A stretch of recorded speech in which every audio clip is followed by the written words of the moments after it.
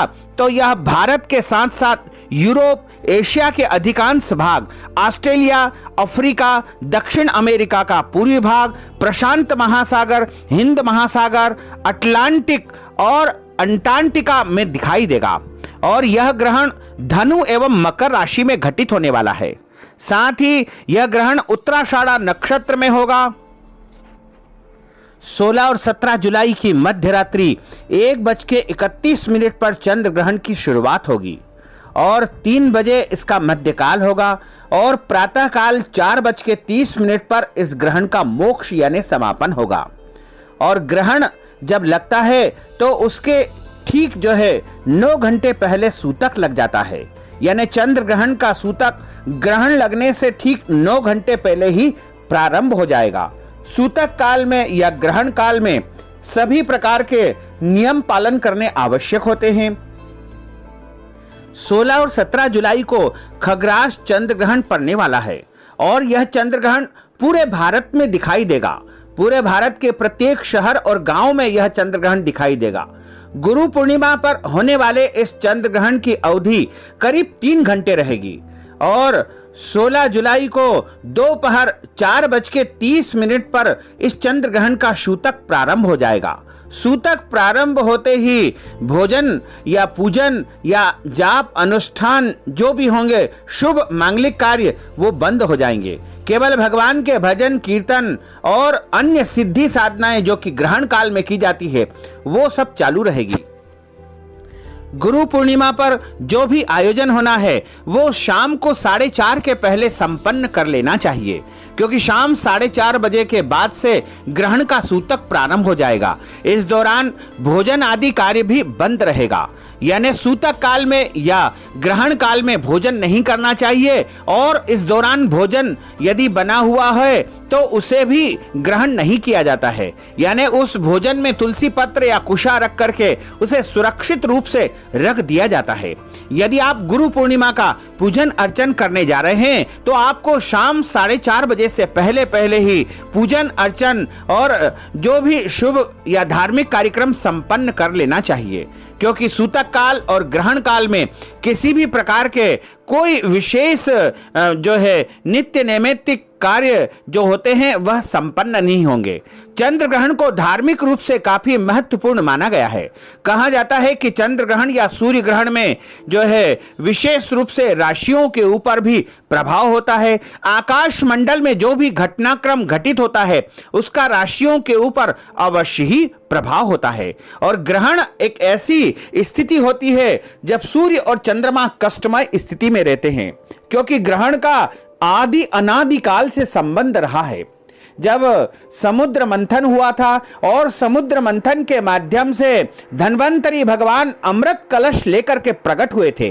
उस अमृत को पीने के लिए देवताओं और दानवों के बीच में झगड़ा होने लगा था। उसी समय भगवान विष्णु ने मोहिनी रूप धारण कर लिया और देवताओं एवं दानवों से कहा कि आप दोनों अलग अलग पंक्ति में बैठ जाइए और मैं आपको अमृत का बंटवारा करूंगा। इस प्रकार भगवान ने जब अमृत का बंटवारा सबसे पहले देवताओं की पंक्ति में प्रारंभ कर दिया तो इसको देख करके दानवों की पंक्ति में से राहु नामक दैत्य उठ करके देवताओं की पंक्ति में बैठ गया। इससे चंद्रमा और सूर्य को लगा कि यह छल से अमृत पान कर रहा है। तब राहु नामक दैत्य ने अमृत का पान कर लिया और उसकी शिकायत चंद्रमा एवं सूर्य ने भगवान विष्णु यानी नारायण से कर दी। मोहिनी स्वरूप नारायण ने क्रोधित होकर के सुदर्शन चक्र उठाया और राहु नामक दैत्य के 2 टुकड़े कर दिए, यानी उसका मस्तक और धड़ दोनों अलग अलग हो गए, क्योंकि वह अमृत का पान कर चुका था। अमृत पी करके राहु नामक दैत्य अमर हो गया था, इसलिए उसके दोनों टुकड़े भी अमर हो गए।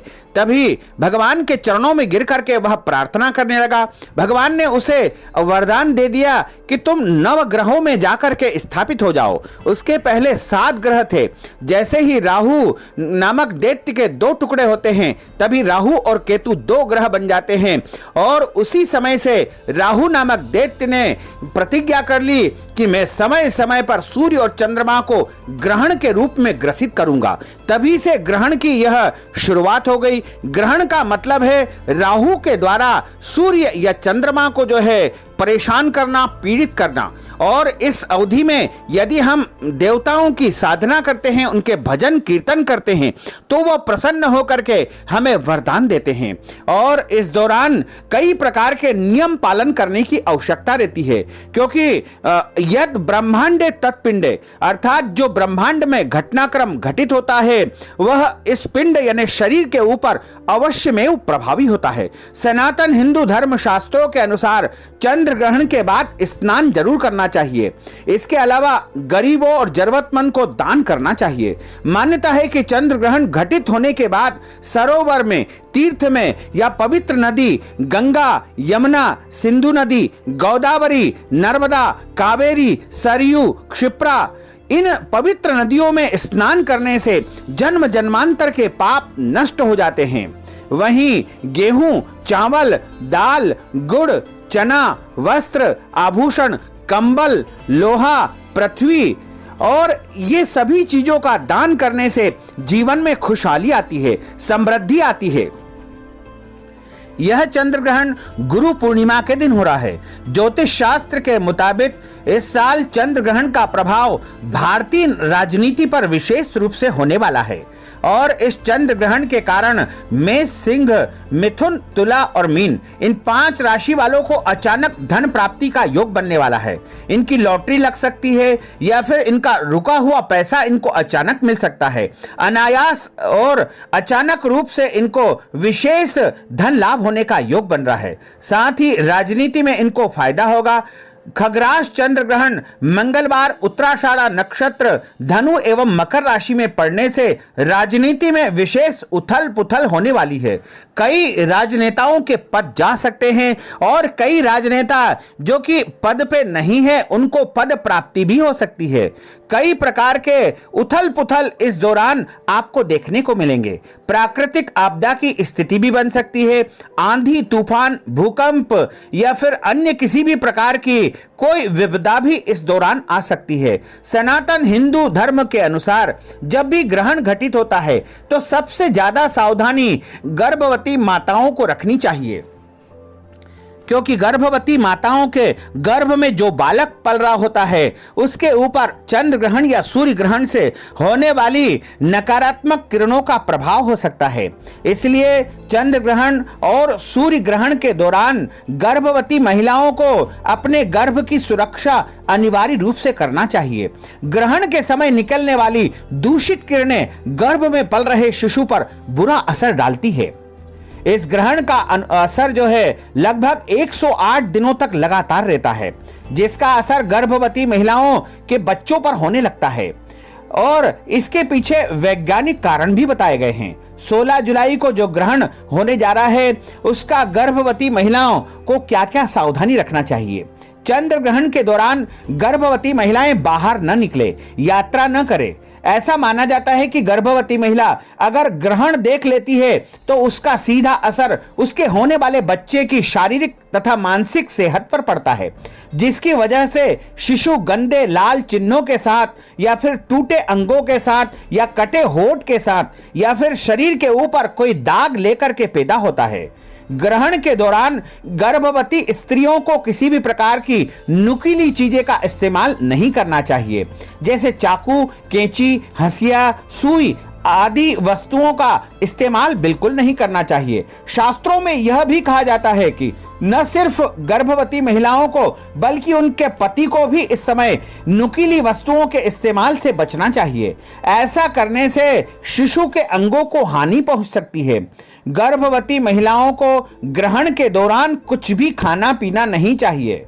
कहा जाता है कि इस समय पड़ने वाली हानिकारक किरणें खाने को दूषित कर देती है। ऐसे में अगर घर में खाना बना हुआ है तो उसमें तुरंत तुलसी के पत्ते डाल देना चाहिए और ग्रहण समाप्ति होने के बाद उस भोजन को स्नान करके ही ग्रहण करना चाहिए। मान्यता है कि ग्रहण समाप्त होने के बाद गर्भवती महिलाओं को स्नान जरूर कर लेना चाहिए, नहा लेना चाहिए। इससे शिशु को त्वचा संबंधी जो है रोग नहीं होंगे और ग्रहण का नकारात्मक प्रभाव उनके बच्चे पर बिल्कुल नहीं होगा। यदि आपको ग्रहण के दौरान कहीं भी आना जाना अनिवार्य है या फिर किसी भी प्रकार से आप नियम पालन नहीं कर पा रहे हैं तो आप अपने साथ तुलसी का पत्ता रखें, कुशा रखें या फिर भगवान के नामों का स्मरण करें, या अपने पेट के ऊपर गेरू, हल्दी, लाल चंदन या फिर लाल रंग की रोली, गोबर, गोमूत्र, इनमें से कोई भी वस्तु अपने पेट पर लगा लेना चाहिए, जिससे ग्रहण का दुष्प्रभाव आपके ऊपर बिल्कुल नहीं होगा। इसके अलावा आप नारियल भी अपने साथ रख सकते हैं, इससे भी ग्रहण का कोई भी दुष्प्रभाव आपके ऊपर नहीं होगा।